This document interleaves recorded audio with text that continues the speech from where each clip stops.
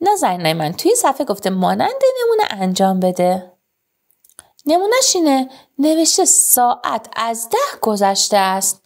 ساعت اون بچه جون عقربه کوچولوش که ساعت رو نشون میداد که نزدیک 10، اما حالا دقیقه شمارم عوض شده، یعنی اون عقربه بزرگی حرکت کرده. تو صفحه قبل روی 12 بود، اما حالا حرکت کرده، رفته از 12 یکم سمت راست. آفرین. خب پس ساعت از چند گذشته؟ از 10 گذشته.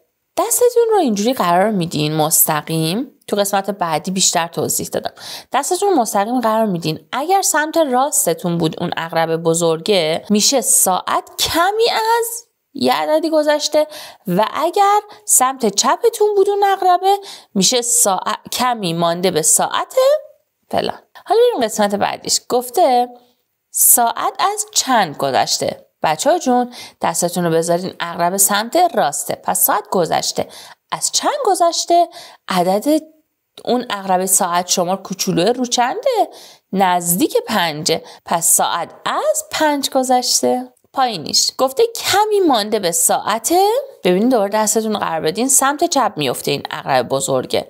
پس کمی مانده به ساعته. به ساعت چند بچه ها چون عقرب کوچوله نزدیک چنده؟ آفرین، نزدیک 4. پس کمی مانده به ساعت 4. پس کمی به ساعت 4 مانده است. و قسمت آخرش دوباره دستتون که قرار بدین سمت چپه عقرب بزرگه. پس کمی مانده به ساعت، حالا چند؟ عقرب کوچوله نزدیک چنده؟ 2. آفرین، پس کمی به ساعت 2 مانده است. بعدش گفته در هر قسمت مشخص کن کدوم یکی از این کارا بیشتر طول میکشه و با ضبطن حالا مشخصش کن. بچه جون قسمت اولش چیه؟ خط اولش دختر خانم داره مشقاش رو می‌نویسه. آقا پسر داره چیکار میکنه؟ مسواک میزنه. بچه جون مسواک زدن بیشتر طول میکشه یا مشق نوشتن؟ معلومه دیگه مشقاتون بیشتر طول میکشه. پس این بیشتر طول میکشه، اینو علامت بزنین. دیگه مسواک زدن یه چیزی هولوش مثلا 5 دقیقه و اینا بیشتر زمان نمیبره، بین 3 تا 5 دقیقه. اما مشق نوشتن خیلی بیشتر طول میکشه. پایین کفش پامون کردن بیشتر طول میکشه که میخوایم بریم بیرون کفشامون پامون کنیم، یا دوش گرفتن؟ بله دوش گرفتن بیشتر طول میکشه. شما توی خود چند مثال بزنین، مثلا بگین که غذا خوردن بیشتر طول میکشه یا خوابیدن. قطعا خواب روزمون خیلی بیشتر از غذا خوردنمونه توی وعده. کوچولوی خوشگلم توی این صفحه میخوایم ساعت رو به شکل گذشته و مانده جواب. این ساعت گذشته، این ساعت مانده. اینم ساعتمونه که البته این ساعت رو خودم درست کردم. ببینید با استفاده از فوم بورد، حالا یه مهره اینجا و یه پونس این قسمت و حالا 2 تا کاغذ رنگی دیگه. اینجا هم که یه کاغذی زدم و اعداد روش نوشتم. شما هم میتونید توی خونه اینو درست کنین و برای این سوالا راحت باشین دیگه، نخواد با مهره و اینا که خیلی نامرتب شکلا رو بکشین. الان من میخوام یه ساعت بهتون نشون بدم. شما به هم بگین ساعت از چند گذشته و ساعت به چی کمی مانده. مثلا این ساعت باید چجوری بخونیم؟ به این عقرب کوچولو نگاه کنین.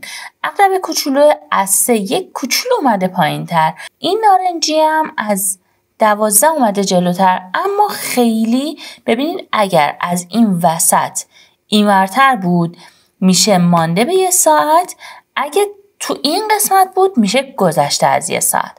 حالا الان تو این قسمت عقرب بزرگه و از 3 هم گذشته، پس میشه ساعت از چند گذشته؟ از 3 گذشته. پس اگر الان تو همین حالت این نارنجی من مثلا این قسمت ها بود، چی میشه اینجوری؟ ببینید ساعت الان این نارنجیه تو قسمت سمت چپمونه، پس مانده به یه ساعتی. به ساعت چند مونده؟ به ساعت 4، داره نزدیک به 4 میشه. کمی به ساعت 4 مانده است.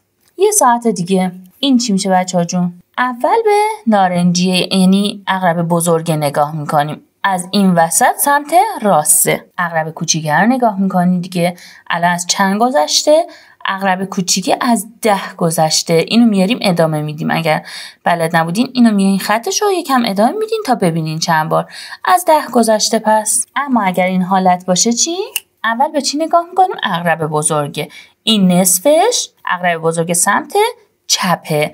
پس میشه مانده به ساعتی. به ساعت چند مونده بچه ها جون؟ به ساعت 12. یعنی از 11 گذشته نزدیک چنده؟ 12. پس کمی مانده به ساعت 12. به همین راحتی. پس اول به عقرب بزرگ نگاه کنین و بعد به عقرب کوچیکی که ساعته. حالا بریم سراغ قسمت بعدی.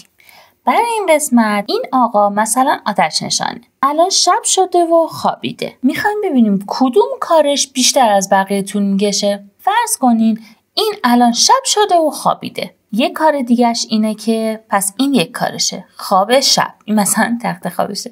رانندگی کردن تا رسیدن به این، مثلا اینجا جایی که آتیش گرفته، رانندگی کردن تا رسیدن به این جایی که آتیش گرفته و استفاده از کپسول آتش نشانی. کدوم کارش میخوایم ببینیم بیشتر طول میکشه؟ بچه جون شب انسان چند ساعت باید بخوابه؟ آفرین، تقریبا 8 ساعت رو باید بخوابه دیگه.